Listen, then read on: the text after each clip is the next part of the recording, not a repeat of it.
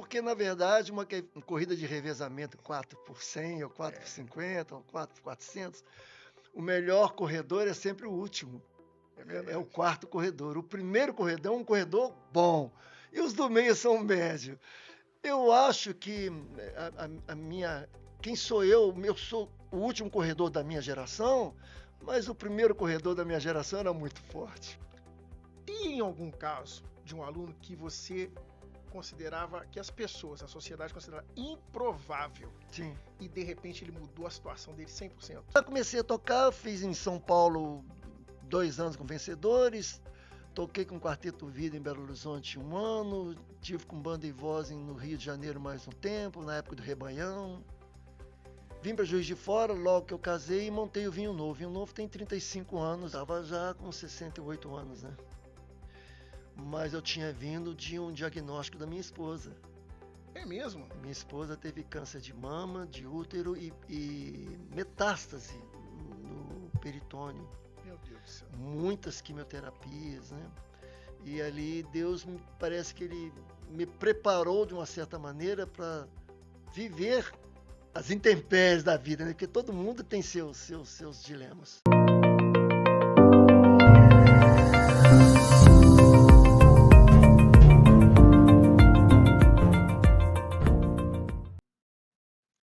Olá pessoal, eu sou o Jefferson Augusto e este é mais um BPN Podcast. BPN, para quem não conhece, significa Bora para o Próximo Nível.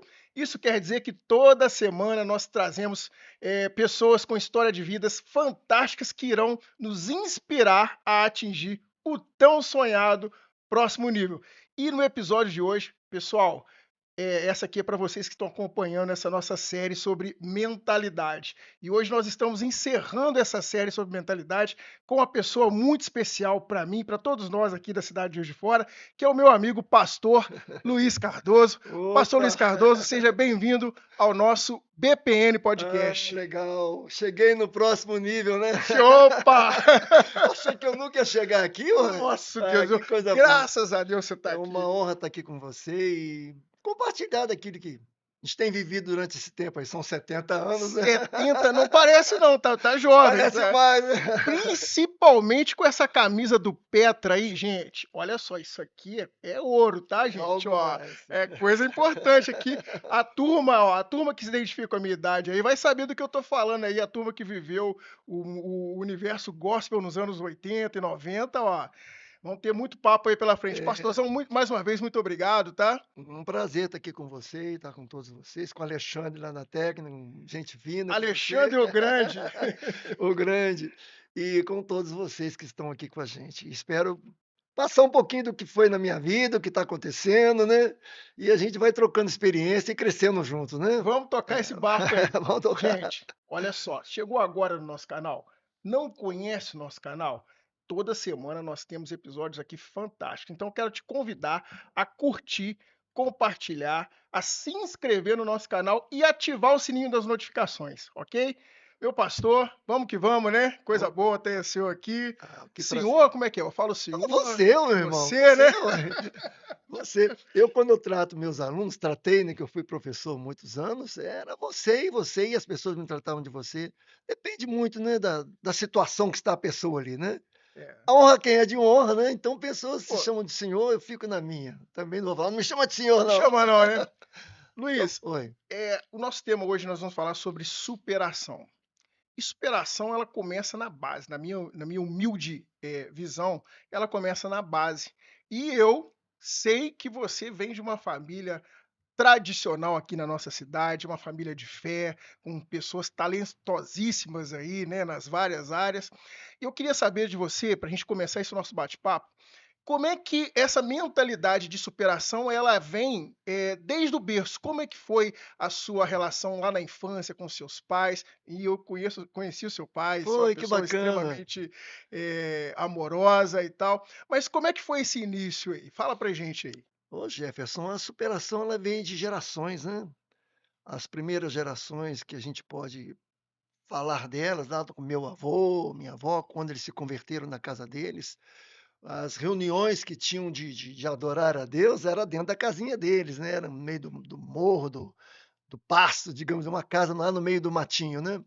Meu pai com 12, 13 anos já saiu de casa, foi trabalhar fora em outros lugares, e quando veio para Juiz de Fora, isso há uns 70 anos, ele trouxe uma família de 12 filhos para cá. 12 12 filhos? filhos, e um homem, praticamente em quarta série primária, né, e nós éramos 12 boquinhas, né, para comer. Então essa questão de superar a cada dia, a gente veio vendo isso no berço, do berço. Meu pai, do meu avô, da minha mamãe, que criou 12 filhos dentro de uma casa, né. Hoje criar um e 2 já é difícil, criar 12, né. Nossa. E a gente vem aprendendo essa questão de superar, né. Com 10 anos eu já caí no mercado, com 12 anos já tinha carteira assinada numa loja, era Guaragil. Lojas Depois fui Guarati. para Del Monte, e dali eu fui fazer faculdade, e depois eu fui trabalhar nos empregos que eu galguei, né. Mas sempre essa ideia de superar a cada dia, porque na verdade a gente não pode parar, né. Não pode não. Sempre procurar um outro nível, né. Um nível que você consiga viver bem na sociedade, que você tenha uma família estruturada, que você possa fazer seus filhos também crescerem, tem outro nível, né. É outro nível, isso é Nível importante. inclusive de aguentar as pancadas da vida, né, porque a vida não é um mar de rosas, né, ela tem suas pancadas. E você, quando tem filhos, você os cria para essa vida, de superar a cada dia. Então eu creio minha vida foi por aí, superando cada dia com um novo tempo. Interessante que uma das provas, eu gosto muito de observar, né. Eu toco bateria, pelo menos tento tocar, e a bateria ela é um instrumento muito interessante, porque você fica numa posição mais ao fundo, né, de retaguarda, e é onde você tem a opção de você observar Observar. como que a Sim, plateia tá, como que o guitarrista tá tocando, o vocalista e tal, sim, então você está mais numa posição de observador, e eu sou um observador da vida. sei. Né. Uma das coisas que eu mais gosto, que eu acho muito interessante dos Jogos Olímpicos, eu tenho 2 provas que para mim são fundamentais. A primeira é a maratona, que é o homem contra o homem, aquela luta, não é nem muito sobre velocidade, mas é de quem consegue Superar, superar. é E a outra, que eu acho mais linda que a maratona, é a corrida de obstáculos, aquela que o cara passa o bastão para o outro. é lindo Porque aquilo, ela diz muito lindo, sobre a nossa vida, né. lindo. Hoje, por exemplo, eu sou fruto de alguém que passou o bastão para mim. Como é que foi isso? Como que o seu pai qual foi o bastão que o seu pai e sua mãe, seus pais passaram para vocês? Isso numa questão geral de, espiritualidade, numa questão, mesmo profissional e também na questão da superação.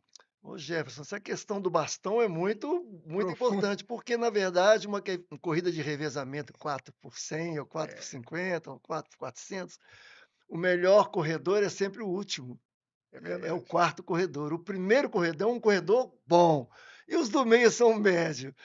Eu acho que a minha quem sou eu sou o último corredor da minha geração, mas o primeiro corredor da minha geração era muito forte, foi o mais forte da equipe.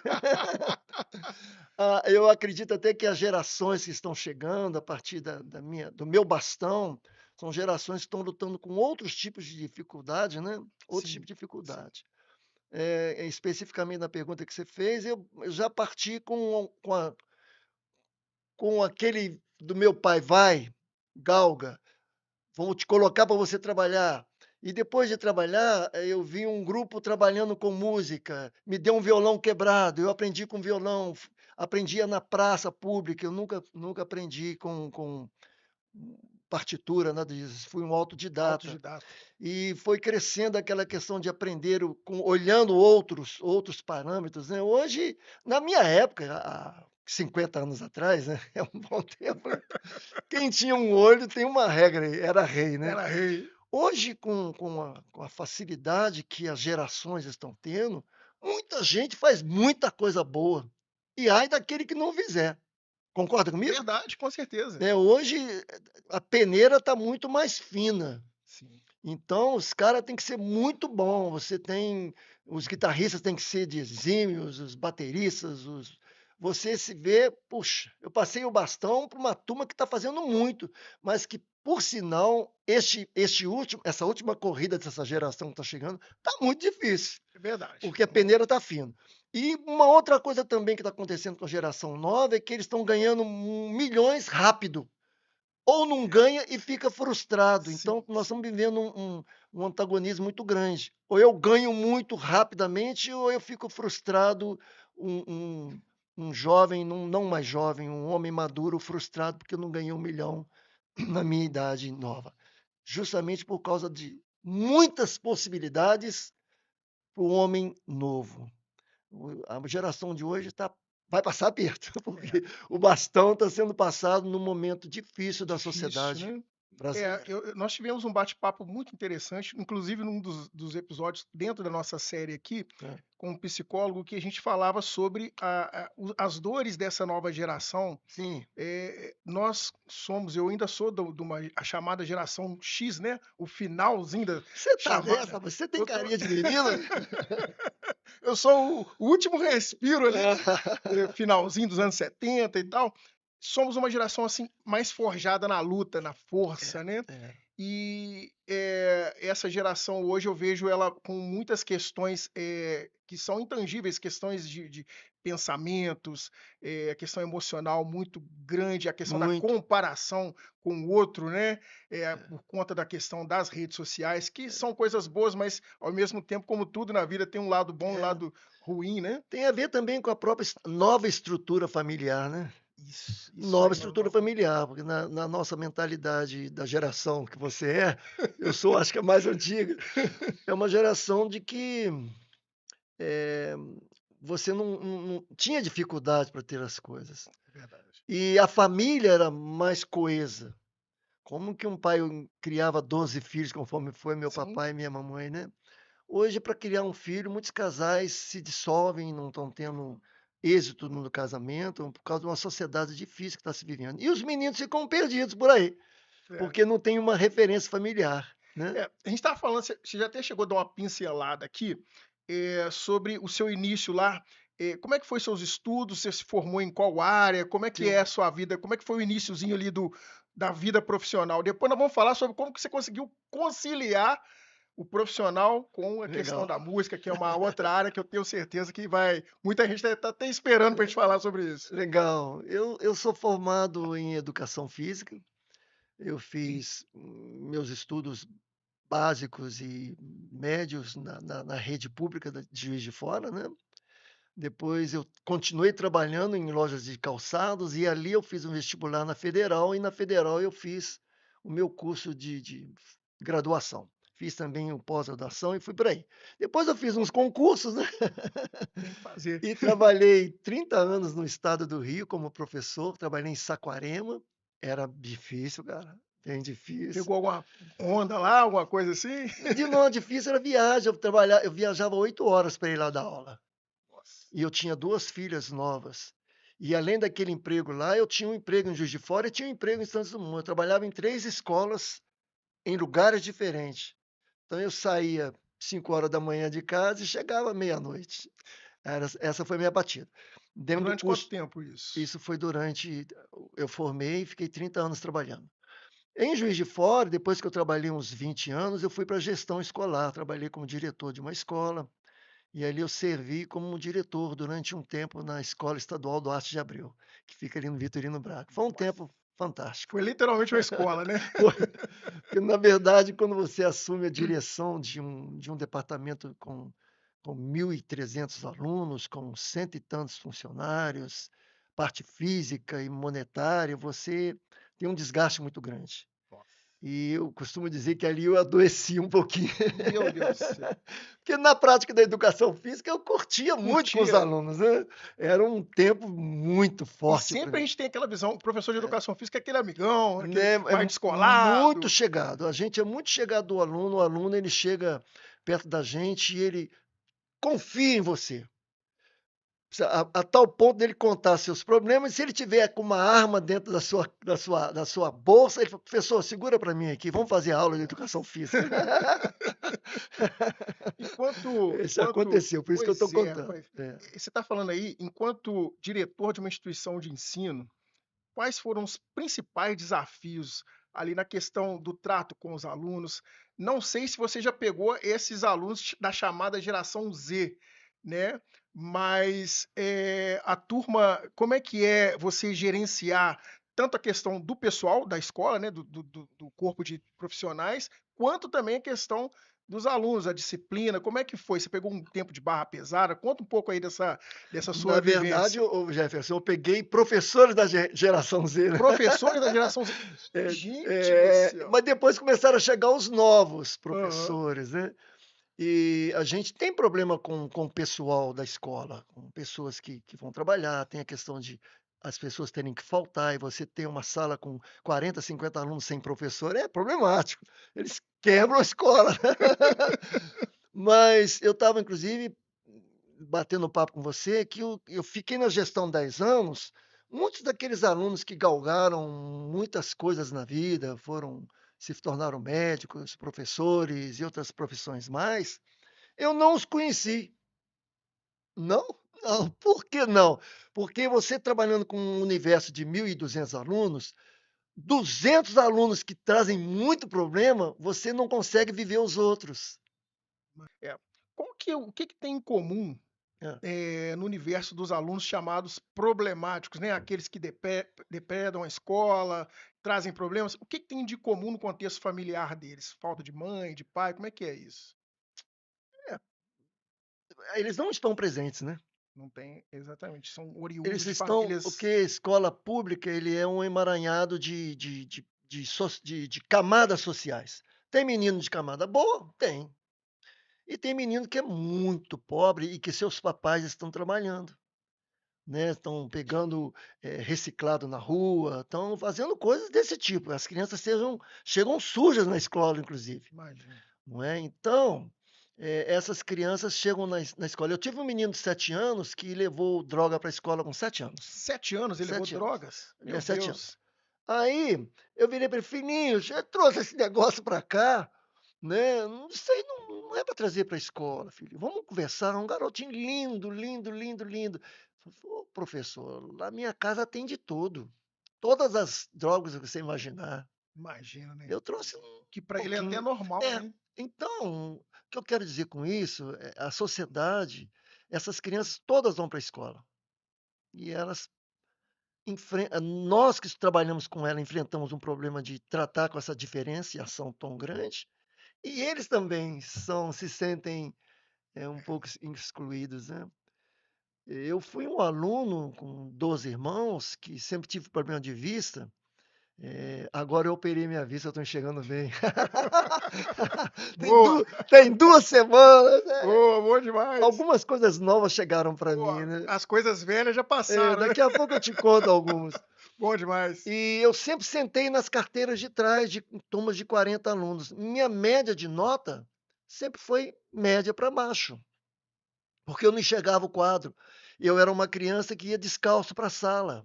Eu não tinha calçado até a quarta série primária. No quarto ano primário eu ganhei uma camisa, camisa branquinha, que até então era um saco, né, um shortinho, ganhei um tênis que chute, Que chute. Aí, galera, um que chute. E aí mas a criança que é muito pobre socialmente, ela tem algumas exclusões, inclusive dos outros, né. E a escola tem que trabalhar isso. Eu acredito, Jefferson, que a escola atual está trabalhando isso. trabalhando isso, né. Eu acredito, eu estou É. fora da escola já tem 10 anos. Ah, então imagino que tenha aí muita coisa Tem evoluído, né. muita coisa boa Muita coisa acontecendo nas boa. escolas, Dentro desses alunos que você falou que precisou pegar no colo, tem algum caso de um aluno que você considerava que as pessoas, a sociedade considerava improvável Sim. e de repente ele mudou a situação dele 100%? Muitos, muitos alunos. Não é, eu te contei uma ali, tem vários, eu tenho alunos que já me entregou a arma na mão, outros perguntaram o que eu queria, mas um em especial era um garoto, filho de um pessoal que fazia reciclado na rua, né? Ele não era aceito na escola. Imagina. E aí, quando eu peguei a direção, a primeira coisa que eu fiz foi buscar ele na rua. Que legal, isso é Eu interessante. busquei ele na rua mas você vai trazer esse menino para cá? Vou trazer esse menino para cá. Não é? E esse menino, na primeira semana, ele pegava os lápis e fincava nos outros. Ficava mesmo, furava os outros meninos.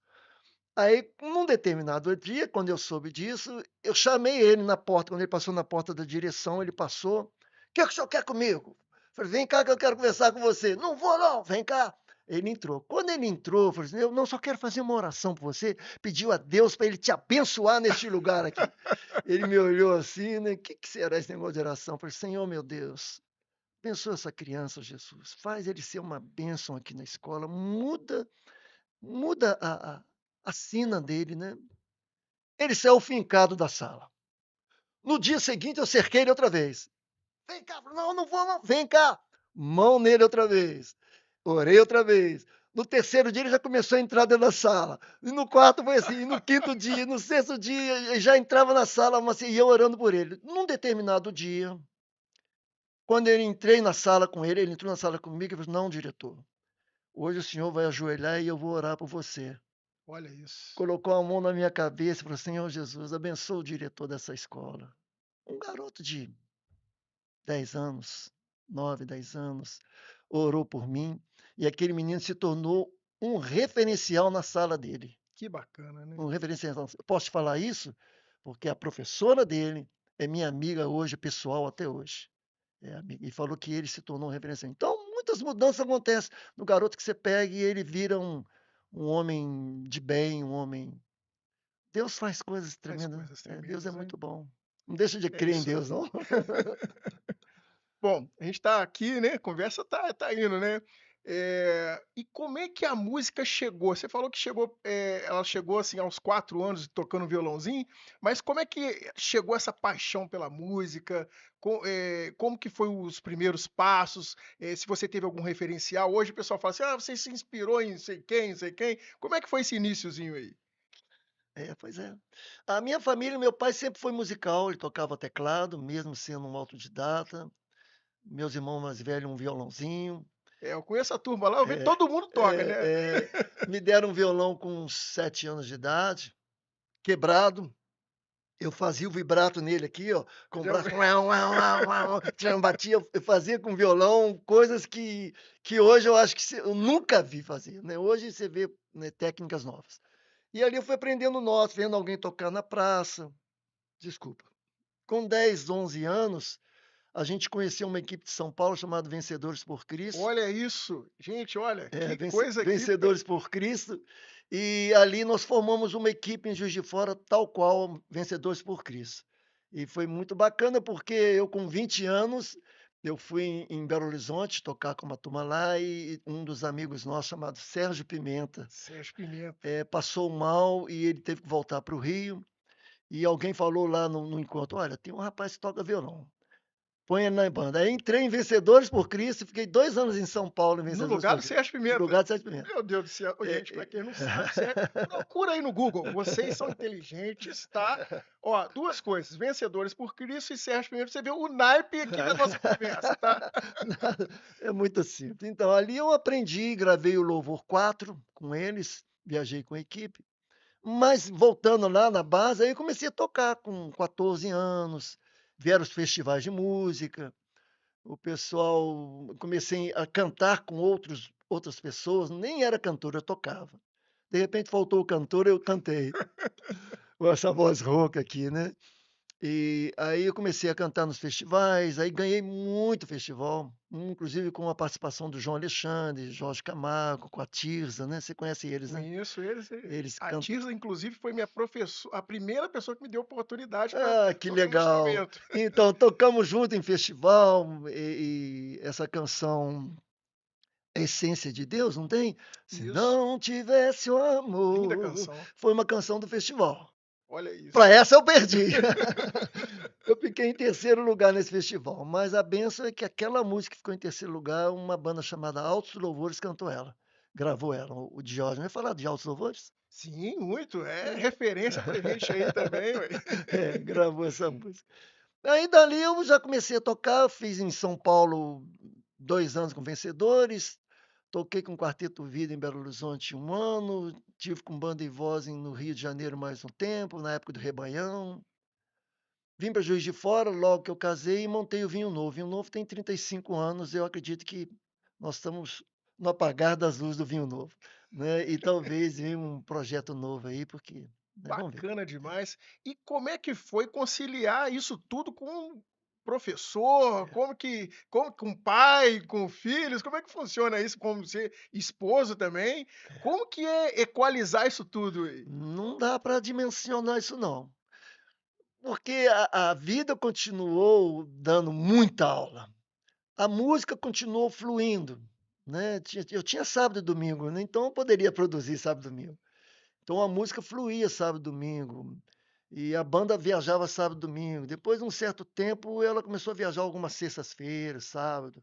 Deu para conciliar, não foi uma coisa difícil não. Hoje tem uma galera que vive de música, e a música hoje é uma profissão que dá alguma renda. Não é que seja errado, mas que dá para conciliar, fazer tendas como Paulo e pregar dá. Dá. Isso, e o que você está falando aí é Dá para muito conciliar. importante. É, Por quê? Porque, pessoal, eu sei que muitas pessoas estão nos acompanhando aqui e não estão entendendo um pouco do contexto, que é o nosso contexto aqui de igreja ministerial. E nós estamos falando aqui de como é a vida de um músico cristão, né? é. E é muito interessante isso. Como que você conseguiu, além de conciliar toda essa questão, como que foi a gravação do primeiro disco, né? Como é que é a questão? Ó, uma pergunta que eu tenho para todo compositor. Como é que é o processo de composição, né? Eu outro dia estava assistindo um corte desses aí da internet, do YouTube, o cara falou assim: ó, a música vem e baixa em mim. Quase, não é Como é que é esse bem. processo? É, eu costumo falar, Jefferson, que música, para quem tem uma história com Deus, ela nasce todo dia. Só que existem canções que não são colocadas para fora. É só de Deus. Só de Deus, vem mesmo. É só dele. Você faz para ele. Você canta um cântico novo para ele. Algumas vazam. Algumas vazam. E essas que vazam são justamente que você escuta. Tempo de Deus é uma música que vazou. Gente, essa música aqui, depois eu. Não, nós vamos Eu chegar, não nós sei se vamos chegar. você consegue me entender. Gravar, eu lembro que eu estava em São Paulo com Vencedores e a minha equipe daqui ganhou um festival de música em Taubaté. E eu peguei, me pagaram uma passagem de avião, Opa! eu fui no Rio, gravei uma faixa desse festival, voltei. Depois, quando eu fui para Juiz de Fora, aqui na nossa cidade, eu gravei o primeiro disco com Vinho Novo, gravei com o Quarteto Vida, e comecei a gravar. O processo de gravação não é complicado, tem que ter bons arranjos, né? E às vezes o arranjo que você faz que você pensa que é bom não é o que hoje é viral. Hoje tem que ser viral, né? É o É, viral, é o viral. Na nossa época não tinha muito essa questão de viral. Você escuta, por exemplo, um Emerson Lake Palmer, né?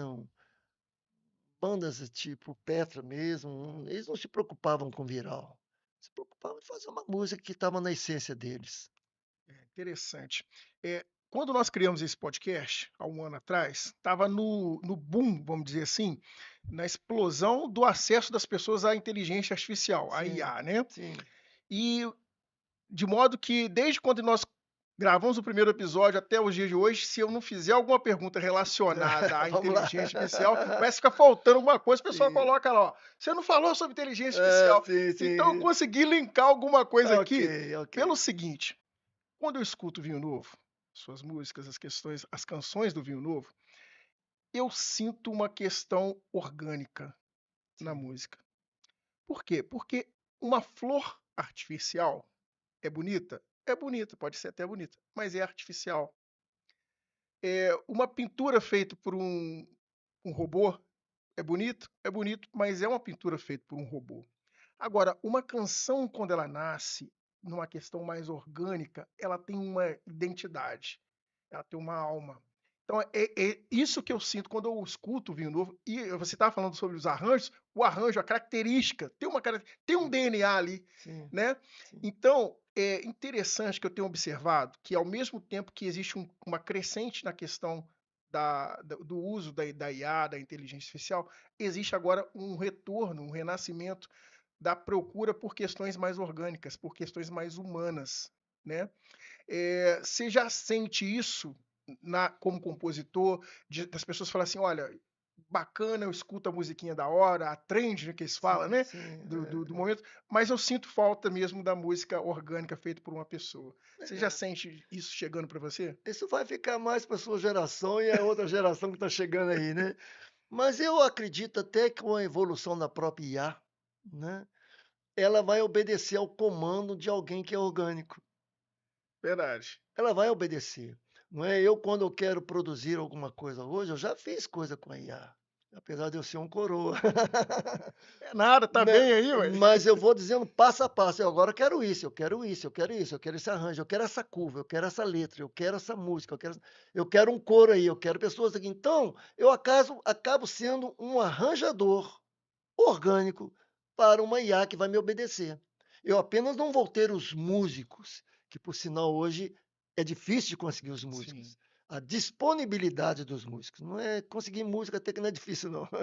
Mas disponível, não é? Então, o Jefferson, eu acho que a IA tem seu lado que está evoluindo para trabalhar casado com o orgânico. Eu acredito que está acontecendo isso. Não é? Ela já foi, apesar porque eu falo que tem muitas canções hoje que são virais, né, que estão rebentando, que são de IA mesmo, e ninguém sabe. É, eu acho uma Ninguém pena sabe. isso. Ninguém sabe e não tem como saber. Aí a pessoa te pergunta: até que ponto que a canção é sua, até que ponto que ela é da IA? Aí você tem que explicar. Quando você não tem explicação, é porque você não fez nada e a IA fez tudo. Verdade. Quando você tem uma canção que você, não, isso aqui eu pedi para ela fazer isso, essa música, essa letra eu coloquei, essa curva, você manda organicamente uma IA fazer uma coisa que você quer. E ela já te entrega pronta em segundos. Segundos ali, né? Segundos. Eu acho muito interessante você equilibrar a questão da IA com o comando humano orgânico, porque aí você ainda consegue imprimir ali uma identidade. É, Outro dia tem um desses influenciadores na área de gestão, que é a minha área, muito famoso, e eu gosto muito de seguir os vídeos, assistir os vídeos e tal. E um dia ele colocou um vídeo lá, e eu estou assistindo o vídeo, e de repente ele pegou e falou assim: gente, quem assistiu esse vídeo aqui, duração de 5 minutos, ele estava dando explicação sobre um artigo ou outro, e ele falou assim: ah, eu coloquei lá, não, eu fui um dos que assistiu. Ele falou: olha, esse vídeo foi 100% feito por inteligência artificial. Na hora que ele me passou aquilo, eu pensei assim: será que eu devo continuar seguindo ele? Porque o que, que me garante que pra frente não vai ser só isso, né? é, Mas eu acho que a gente tá num momento muito do meio delicado. aí, né? Tá assim. Tá assim. Eu estou partindo de uma análise aqui com você de que o orgânico está gerando o IA. Isso é Espero importante. que aconteça isso. Sim. Igual, por exemplo, na minha geração X, eu ganhei uma calculadora. Eu vou fornecer para ela 3 mais 4 mais 5 raiz quadrada de 9, bato lá e a máquina vai dar para mim. Eu forneço para ela o dado que eu quero. Não é? Eu forneço para ela. Nós estamos vivendo com a IA uma coisa tipo quando surgiu a calculadora. Verdade. Eu vou fornecer os dados, as curvas, as nuances, as coisas. Eu quero uma voz assim e assado, que seja minha E é uma voz. ferramenta que está disponível, né? Acho muito bom, acho muito Muito válido. bom, verdade. É Ela tem que, parte do nosso conteúdo eu também é acho muito criado por bom. isso. Quando eu converso com ela, ó, cheguei, ó. Ô, Luiz, bem-vindo. O que que você quer hoje? Se já tem essa interação com Eu ela. intero com ela. O que que você quer hoje? Olha, nós estamos precisando trabalhar um projeto novo aí. Este dado. Vamos trabalhar? Vamos mandar ver, Bora, manda vamos para mim. embora. Dessa maneira. Que bacana isso. Dessa maneira. Pessoal, olha, vocês chegaram até aqui assistindo esse vídeo que para mim está sendo uma aula e está sendo extremamente edificante para todos nós. Mas você ainda não curtiu, não compartilhou, e principalmente ainda não se inscreveu no nosso canal, você está completamente errado. Vamos que vamos, né, meu pastor? Vamos que vamos. Vamos tocar para frente. Vamos que vamos. Meu pastor, vou falar meu pastor agora. Veio. Alguém me chama de senhor, outro chama de professor, outro chama de Corretamente, senhor, diretor, de agora pastor. pastor. Irmão, servo, Irmão, vamos para vamos aí. que vamos. Como é que foi? A vida, ela às vezes, eu ouvi outro dia uma letra que falava que a vida prega peças pra gente. Como é que foi receber um diagnóstico? Como é que foi? Em que momento da vida, né, que você recebeu? E como é que foi receber um diagnóstico de repente de uma doença, de um câncer, de coisa assim? Eu estava já com 68 anos, né? Mas eu tinha vindo de um diagnóstico da minha esposa. É mesmo? Minha esposa teve câncer de mama, de útero e metástase no peritônio. Meu Deus do céu. Muitas quimioterapias, né? E ali Deus parece que ele me preparou de uma certa maneira para viver as intempéries da vida, né? Porque todo mundo tem seus dilemas. O mundo não é aquilo, ele tem suas ondas, né? E quando eu vivi com a minha esposa isso, a perspectiva dela era 5 meses. Meu Deus do céu. É, tem 7 anos que nós estamos juntos. Ô, glória a Deus, Ah, tá coisa vivo. boa. E no meu caso, não é, eu estava malhando, trabalhando normal, e de repente eu caio como um boneco, era já um AVC que eu estava tendo sem saber, mas o AVC ele veio por causa de um câncer de intestino. E quando eu fiz as colonoscopias, você está com câncer de intestino, você vai ter que operar, vamos operar. Operou o câncer de intestino. No dia que operou, eu tive uma hemorragia para a morte no hospital. Você vai morrer de tanto sangue que você perdeu. Ali descobriu-se que eu estava também com leucemia, que foi um diagnóstico de um outro câncer, né? Se eu estava tratando de um cachorrinho, agora era um pitbull, né? Cachorrão. E a leucemia para um senhor da minha idade, né? De 68 anos, ela não tem transplante, médico nenhum faz, hospital não faz transplante, Rio, São Paulo, Belo Horizonte, Juiz de Fora, então. E naquele dilema todo, eu entrei aí a partir da cirurgia do câncer, do intestino, voltei para casa e ao invés de tratar do câncer de intestino, que tem o tratamento, eu comecei a tratar da leucemia. Mas a leucemia, ela veio com prognóstico que eu tinha que fazer alguma coisa de quimioterapia. E fiz muitas quimioterapias. Tive acesso aqui no pescoço, do lado de cá, no peito, no braço, tudo quanto é jeito eu tive acesso para colocar transfusão de sangue, essa coisa toda. Foram momentos difíceis. E no início, Jefferson, eu estava firmão. Vamos encarar. Raspa a minha cabeça, mato que está aqui. Raspa a minha cabeça. Rasparam minha cabeça, mais carequinha ainda, fiquei com a cara inchada por causa das quimioterapia. E eu muito animado, e todo mundo junto comigo, e muitas. Com o passar do tempo, 8 meses, que as coisas foram. A alma fica triste. Você tem muitas pessoas que te cercam, cheio de amor, mas por que está batida a minha alma, né? Por que se debate dentro de mim? É porque a carne estando fraca, a alma também fica cansada. Não é que ela fique fraca, ela fica cansada. E aí, a oração e os textos bíblicos, né? As revelações de Deus para mim neste momento foram muito grandes, incontáveis. Tem algum texto bíblico que marcou? Eu tenho músicas, eu tenho lembranças assim de coisas, de momentos da vida que cola com um texto ou cola com uma parte de um livro que eu li ou de uma música que eu escutei. Tem algum texto que marcou isso? Tem muitos textos, que na verdade foi um ano de hospital, internado. Então eu tinha que me alimentar. E a palavra de Deus é o que me alimentou. Tem outras palavras, outras pessoas me ajudaram, mas a palavra me ajudou. Esse texto de Isaías aqui, Isaías 43, é um profeta, né? Que profetizou na época dos exílios babilônicos e assírios. em que o povo de Israel e Judá estava pecando demais, né? Aí houve uma sentença de exílio para eles ficaram exilados. Isaías foi um desses profetas.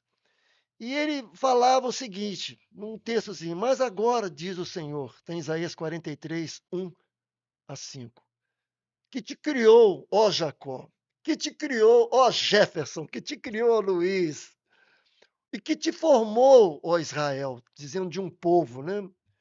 Não temos, porque eu te gerei, eu te remi, eu te chamo pelo teu nome, porque você é meu. Quando eu tomei posse de que Deus estava falando comigo, que ele tinha me gerido, não temas, segura a onda, Luiz, eu estou com você, você é meu. Aí depois falou um versículo seguinte: quando você passar pelas águas, eu estarei com você, Luiz. Quando você passar pelos rios, eles não vão te submergir. Quando passar pelo fogo, não te queimarás e nem a chama arderá em ti. Esse fogo aqui não é um fogo literal, né? Os quatro amigos de Daniel, Sedraque, Mesaque e Abednego, três, né? É. E mais um, o quarto homem. Eles entraram numa fornalha tão quente que os homens que jogaram ele dentro da fornalha para eles morrerem, morreram queimados lá de fora. E eles entraram lá dentro e saíram lá de dentro sem nada chamuscar eles, nem o cabelo. Quando eu leio aqui em Isaías, não te queimará a chama, um câncer, uma leucemia. Olha que pancada, que cacetada que você vai levar. As águas vão te submergir, Luiz. A lama vai te atolar. Você caiu dentro de um poço. Então me vem o texto. Ela não arderá em ti, porque eu sou o Senhor teu Deus, o Santo de Israel, o teu Salvador. Aí entra uma palavra fantástica para mim, para você, para o Rodrigo e para a galera toda. Eu dou o Egito pelo teu resgate. A Etiópia é Sebá no teu lugar. Quando eu li isso aqui, eu falei assim: todas as pessoas que estão trabalhando do meu lado vão trabalhar ao meu favor. Por quê, Luiz? Porque Deus me falou.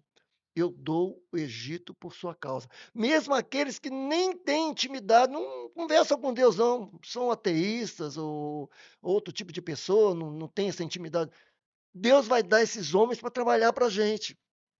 E quando eu li isso, surgiu a possibilidade de eu fazer um transplante. Olha isso. Só que o transplante não se faz num homem de 68 anos. Pois é, você tinha comentado que era impossível, né? Não é, era impossível. E só que essa oportunidade surgiu e um mês antes eu estava reunido com um casal de amigos, o Eli e a Heloísa, conhece? Da, Conheço. da Quadrangular. E eu me ajoelhei na sala da minha casa assim, e ajoelhei sem saber do que era que ia acontecer. Eu já sabia que eu estava com leucemia, quer dizer, nem sabia que eu estava com leucemia. Eu não queria saber dos cânceres, né? Baixei e falei: Senhor, conserta a minha medula. Senhor, conserta o meu sangue, Jesus. Faz isso por mim. Quando eu falei isso, Jefferson, assim como eu estou conversando com você às vezes vai me falar, esse Luiz é um doido. Mas olha, eu escutei Deus falando comigo. Quem é que te falou que eu vou te dar, vou consertar sua mente? Um médico de Juiz de Fora me assumiu, pegou o meu caso e falou assim: eu vou dar uma de doido, né? Deve ter pensado, e vou fazer o transplante dele. Achei 5 pessoas para fazer o teste de sangue da medula. 4 eram 10%, 5% compatível. Minha filha, que é a minha cara, 10%. Nossa. Aí chegou o meu irmão que mora do meu lado. 60 anos morando do meu lado, ele tem 60, tinha 64. Apresentei para ele a mulher dele, porque ela era minha cunhada. E no meu tempo, da geração X, quando você namorava, você tinha que levar o irmão. Ele casou com ela. Esse meu irmão fez o teste, ele era 100% compatível. Opa, que benção, hein? 100% compatível. Vamos ver os números, os numbrinhos, né? 100% compatível. Falei, como é que pode?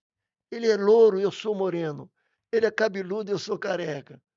Foi exatamente o sangue dele, a medula dele que entrou aqui e foi até a minha medula. E isso já tem 2 anos e 4 meses, Nossa, não que é? história, É uma história linda. Quer dizer, Deus deu uma sobrevida, né? Que eu estou estou bem, estou vivendo, pude vir aqui nesse podcast, né? E para Como, nós uma honra te receber aqui. renascido, como eu recebi uma medula nova, um sangue novo, meu tipo de sangue hoje é outro, eu sou mais branquelo, eu sou mais branquelo que meu irmão é mais branco, né? E realmente acontece isso, quando você pega o sangue de outra pessoa, você começa a se assimilar com ele. E ganhei também olhos novos, que eu fiz uma cirurgia 2 semanas atrás e renovei meus olhos. Maravilha, maravilha demais, gente. É o que eu falo, gente, esse podcast ele transcende muitas vezes as nossas conversas aqui, porque vem tanta coisa na hora que você estava falando aqui, e veio, eu comecei a me transportar e comecei a entrar e ver como que funciona isso, como que viajando nisso. Ô Luiz, a sua esposa também teve um câncer, e qual foi o espaço de tempo entre o diagnóstico dela e o seu, ou foi uma coisa emendada, assim, pelo que eu estou entendendo? Não, não foi emendado. Ela teve um baita de um câncer. E ali a gente teve muitas experiências. Muitas, muitas. Eu tive muitas experiências com Deus. E Deus me falou, igual ele conversou comigo ali na sala, ele falou comigo. A gente se aproxima muito de Deus na tempestade, né? Na luta, né? É. Quando a pessoa fala assim, ô Deus, aumenta a minha fé, toma cuidado, porque vem carga pesada. Vai caminhando com Deus, vai lendo a palavra, porque a fé ela vem pelo ouvir e ouvir a palavra de Deus, né? A fé vem pelo ouvir. Mas ela teve o câncer dela, e que não é mais dela, graças a Deus, né? Com certeza. E ficou 5 anos, 4 anos e meio, veio o meu diagnóstico também. Veio o meu diagnóstico. Foi um prazo pequeno. E ela teve dois, um de mama e um de útero, e eu tive dois, um de intestino Pois. e a leucemia. Que bênção, É né? muita loucura, né? É Nós somos iguais em muita coisa, né? são muitas.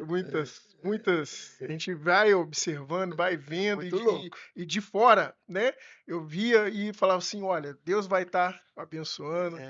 Houve E muita intercessão, muita oração. eu fico vendo pessoas que estão nos ouvindo agora nesse momento Sim, e que com certeza a internet nisso ela tem uma questão muito positiva, porque ela atinge pessoas 24 horas por dia, é. em todos os lugares. Inclusive, um abraço para os amigos que assistem lá de Portugal Ah, bacana. o nosso podcast. Ok. Eh, Atinge muita gente e a gente não tem controle, né? A gente não sabe nem de onde vem nem para onde vai, né? O que que você poderia dizer para alguém que neste momento, talvez não é um diagnóstico, mas uma notícia ruim, né?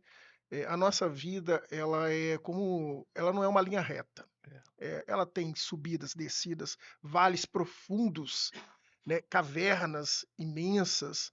Muitas das vezes a gente se encontra dentro da caverna, num local frio, úmido, É, achando que a gente está esquecido, é, né? Outra hora a gente está também numa montanha russa lá em cima, é. no ápice de uma felicidade muito O grande, efeito da vida, né? o Em efeito cima e da vida embaixo. em cima e embaixo. É, O que você poderia dizer para alguém nesse momento que desculpa. ele recebeu algum tipo de notícia ruim e nesse momento essa pessoa está pensando em até mesmo desistir, seja em todos os níveis do desistir, de um Entendi, negócio entendi, e até entendi. mesmo da própria vida? Desiste não, filho. Desiste não. Clama, clama a Deus sim. Existem forças do pensamento positivo, existem bons conselheiros, né? E, mas o ideal é você se apegar com Deus mesmo, clamar a Ele. A palavra de Deus fala assim: clama a mim e responder-te-ei. Eu tiro por base a própria experiência, uma das experiências minha e de todos nós aqui, né? Do profeta Jeremias. O profeta Jeremias, eles tentaram afogar ele porque ele falou contra os problemas que estava tendo lá naquela civilização cheia de problemas, né? E jogaram ele dentro de um poço, só que o poço estava vazio, só tinha lama nele. E por que só tinha lama? Porque a cidade estava sendo sitiada pelo exército inimigo e a estratégia que eles usam em esse tipo de guerra é ficar do lado de fora e que acabe a água daquele pessoal, que eles fiquem sem comida e que eles morram de fome e sede. Infelizmente, é assim que eles faziam. E Jeremias profetizava para este povo que estava dentro das muralhas, jogarem dentro de um poço de lama. lá esquecido, no frio, afundando na lama, ele clamou a Deus. Opa, que maravilha. Ele clamou a Deus. E quando ele clamou a Deus, Deus levantou um improvável lá fora, um tal de Ebed. Sempre tem um improvável na Um história, né? improvável lá fora. Eu não tive improvável? É verdade. Meu irmão Joel foi o meu improvável. Como é que pode aquele lourão me dar, me dar uma medula 100%? Como é que pode esse homem surgir, não é? E aparecer com uma medula para mim. Aí apareceu um tal de Ebed, que não somente tirou Jeremias de lá, ele viu panos macios para não machucar o profeta, para puxar ele. E antes que ele fosse puxado para fora daquele poço, que ele foi puxado, Deus respondeu para ele: Eu estou com você. Eu vou providenciar um escape para você. De uma maneira vai vir um escape. Antes é porque o que eu quero dizer com isso é que Deus te trata você estando naquele problema ainda. Ainda. Por exemplo, os homens, como estavam passando por aquele mar revolto, os discípulos de Jesus, o mar estava muito revolto. E Jesus estava do outro lado. Tranquilão, não tinha mar revolto para ele. O que Jesus fez? Foi lá dentro do furacão do mar revolto. Epa, eu estou aqui. Jesus, pelo poder que ele tinha, falou: não vem para cá, gente, vem cá para a mágica que está tranquilo. Não, ele foi dentro do furacão. Então, para você que pode estar dentro de um furacão, não deixa de clamar, porque o Senhor, nosso Deus, ele é Deus de misericórdia. E ele vai entrar lá dentro, vai te dar apoio lá, vai te fortalecer lá e vai arrumar um escape para você. Eu leio aqui que Deus deu o Egito para o seu resgate. Pessoas que improvavelmente vão te resgatar, vão aparecer e vão te puxar de lá. Creia, se for doença, virá o socorro, virá a maneira para você sair dela, ou a paz dentro de você, a tranquilidade dentro de você. Porque, na verdade, o que Deus quer resgatar para a gente é paz, né? É, calma na hora da tribulação, que a gente fica realmente muito descabeçado na hora de uma grande luta. Aí Deus, calma, meu filho, eu estou aqui com você. Eu vou mandar o escape para você. Né? Maravilha, né? Um dos textos que eu tenho, desses vários textos que vão moldando a vida da gente, e um texto bíblico que eu acho muito interessante, é o texto lá de Eclesiastes 3, que fala sobre o tempo, se não me engano, acho que é isso mesmo. E eu venho, por exemplo, de uma família, graças a Deus, muito unida, criada no esteio do evangelho desde o Sim, que início, bom. né? Mas de uma realidade muito humilde, né? Sim, E a gente veio galgando e conquistando espaços, né? Cada um dentro do seu, né, do seu jeito, né? São 4 irmãos. E a questão do tempo para mim é uma questão muito interessante, porque, inclusive no último episódio eu falei: "Gente, existe um texto, né, de um texto americano que diz: 'Tempo é dinheiro'", né. é. Pode ser Esse é também, capitalista, né? pode ser também, mas tempo é vida, né. Com certeza. E a gestão e administração do tempo para mim é tudo, né. O tempo ele me posiciona onde eu estou, em qual momento da minha vida, o que que eu posso esperar para frente, as coisas que passaram, que, muitas das vezes a gente olha para o passado com um olhar mais reflexivo, não que a gente esteja preso ao passado, mas É, pautando é, o futuro, né, é da base, né? da base. E tem uma música sua que eu já te falei aqui, eu falei: "Ó, eu já encomendei, fui abusado em encomendar uma música já no início", É, que é uma música que me emociona muito, tanto a mim quanto a minha esposa, sim, né. Inclusive um beijo para minha esposa, né, que gostaria de estar aqui nesse momento, que é a música do tempo, que fala sobre o tempo de Deus. Eclesiastes 3. Eclesiastes 3, né, o tempo de sorrir, o tempo de chorar, o tempo de ficar feliz, o tempo de você É, ajuntar, o tempo plantear, de de colher, de colher, plantar. de plantar. Queria até, pela primeira vez no nosso podcast, nós vamos ter um momento musical. Que Queria bom. pedir aqui a minha querida, produção para auxiliar, enquanto isso a gente vai refletindo aqui, com relação ao tempo. Mas, diz muito para mim como para muita gente também, né. Nós vivemos tempos difíceis, Sim, É, Sim, os tempos é aquilo que eu falei, a vida da gente é cheia de altos e baixos, uma montanha-russa, né. é, Tem dia que você tá tranquilão, tem dia que você tá na alta. Toda música, Jefferson, conforme eu falei, a gente tem música todo dia, sim. só que muitas são só para aquele que criou você, é para ele, é para glorificar ele. Outras vazam. Tempo de Deus foi uma dessas que vazou, Vazou? porque, Opa! na verdade, meu pai, que você conheceu, o pastor Cardoso, Sim. né, é um homem fantástico, um cara que cria 12 filhos tem que ser fantástico, né. Quando ele foi embora, eu busquei um consolo e Deus me deu essa canção. E essa canção ela é fruto de um consolo de Deus na palavra dele, como uma melodia que me consolou sobre meu pai ter partido, né. Ô, Há tempo de que plantar e há bênção. tempo de colher. Minha produção, como é que tá aí? Tá ok? Tá certinho? Então, ó, tá aqui o violão. Gente, com vocês aqui, nosso amigo pastor Luiz Cardoso, música O Tempo de Deus. Vamos lá, gente, que espero que saia, né.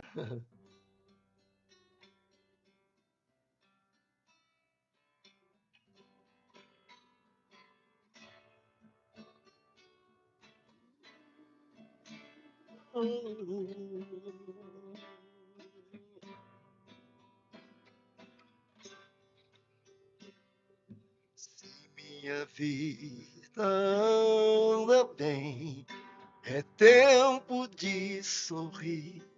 Sorriso, Jefferson. Se tenho lutas e aflições, é tempo de chorar. Mas sei que Deus tem todo o domínio, basta crer e verei seu poder em mim se manifestar.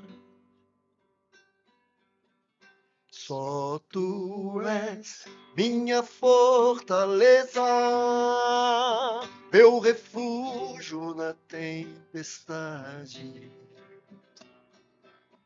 minha sombra contra o calor. Ei, ei, há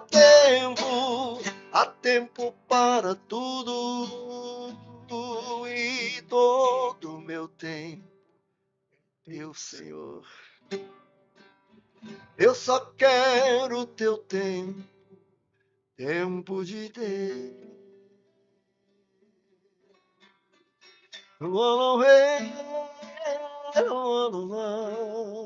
Vamos comigo, Jefferson. Se tua Eu vou vida tentar. anda bem, é tempo de sorrir. É, se tenho lutas e aflições, é tempo de chorar. Mas sei que Deus tem todo domínio, basta crer e crer. O seu poder em mim se manifestar. Sabe por quê? Só tu és minha fortaleza, meu refúgio na tempestade, minha sombra contra o calor.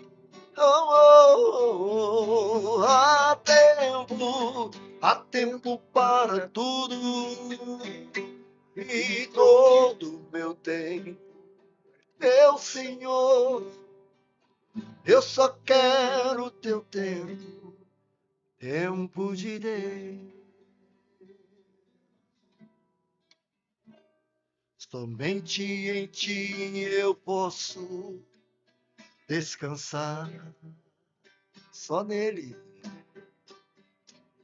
De toda a minha ansiedade, vais me livrar.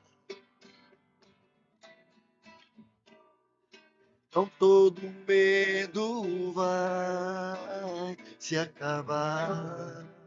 Eu creio, Deus, pois tu és o meu Deus eterno.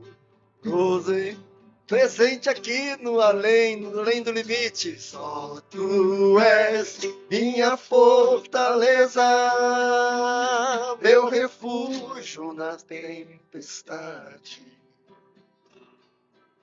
minha sombra contra o calor.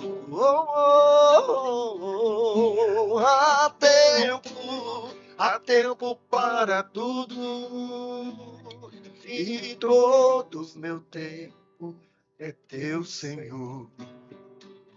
Eu só quero teu tempo, tempo de Deus,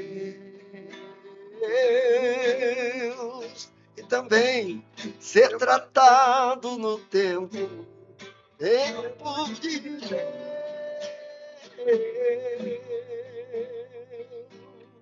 para sempre no tempo. Todo estúdio? Tempo de Deus. Maravilha! Coisa boa!